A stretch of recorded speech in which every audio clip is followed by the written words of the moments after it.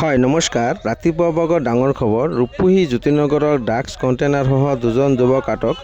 যেহেতু ৰাতিপুৱা ভাগৰে পৰাই ৰূপহী থানাৰ আৰক্ষীয়ে চাইছে দুটা ড্ৰাগছ কণ্টেইনাৰসহ দুটা যুৱক ৰাতিপুৱা ৰূপহী জ্যোতিনগৰক ড্ৰাগছ সৰবৰাহ কৰিবলৈ আহিছিল আৰু স্থানীয় ৰাইজৰ সহযোগত আমাৰ ৰূপহী আৰক্ষী থানাৰ ভাৰপ্ৰাপ্ত বিষয়াসকলে ড্ৰাগছ সৰবৰাহকাৰীক ধৰিবলৈ সক্ষম হয় আৰু স্থানীয় ৰাইজৰ সহযোগত বহুতখিনি কাম সমাপ্ত হয়।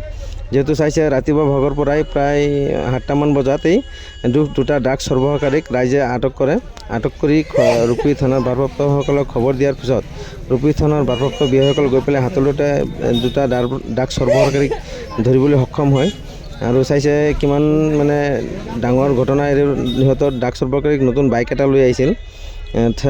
স্থানীয় ৰাইজৰ সহযোগত এই গোটেইখিনি কাম হ'বলৈ পাৰিলে আৰু চাওক দুটা ড্ৰাগছ সৰবৰাহকাৰী আমি শুনা পাইছোঁ মখলিৰ বুলি, নগাঁও যিটো আমাৰ মখলি হয়, মখলিৰ দুটা যুৱক ৰাতিপুৱা ভাগতে আহিছিল ৰূপহী যিটো জ্যোতিনগৰত ড্ৰাগছ সৰবৰাহ কৰিবলৈ। স্থানীয় ৰাইজৰ সন্দেহ হোৱাত আটক কৰাৰ পিছত সিহঁতৰ পৰা এটা ড্ৰাগছ ভৰ্তি কণ্টেইনাৰ পোৱা যায়। গতিকে খবৰখিনি কিমান ধৰণৰ ভয়ানক হ'ব চাওক আপোনালোকে। যেহেতু আজিকালি ড্ৰাগছ আমি ভাবিছিলোঁ যে ড্ৰাগছ সৰবৰাহকাৰী কমি গ'ল, কিন্তু গোপে চুপে আৰু কামবিলাক চলি আছে। গতিকে স্থানীয় ৰাইজে সজাগ হওক। এতিয়াও আপোনালোকে সজাগ নহ'লে নহ'ব। স্থানীয় ৰাইজে যিকোনো জাগাত আপোনালোকে ড্ৰাগছ সৰবৰাহকাৰীৰ বিৰুদ্ধে ওলাই আহক আৰু অতি সোনকালে ড্ৰাগছৰ এটা যাতে আমি আমাৰ সমাজৰ পৰা নিশেষ কৰিব পাৰোঁ আৰু সমাজৰ এটা ভাল পথে লৈ গতি কৰিব পাৰোঁ, আমি তাকে লৈ চলিব লাগিব। কাৰণ চাওক এনেদৰে যদি ড্ৰাগছ গোপনে চলি থাকে আমাৰ সমাজখন কেতিয়াও উন্নত নহ'ব।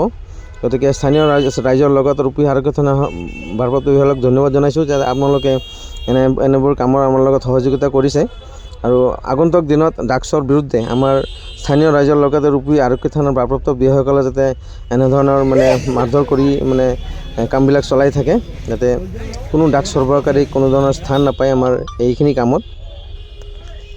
গতিকে আপোনালোকে চাইছে ভিডিঅ'খিনি শ্বেয়াৰ কৰিব। আপোনালোকে যোনে য'ৰ পৰা চাই আছে ভিডিঅ'খিনি শ্বেয়াৰ কৰিব।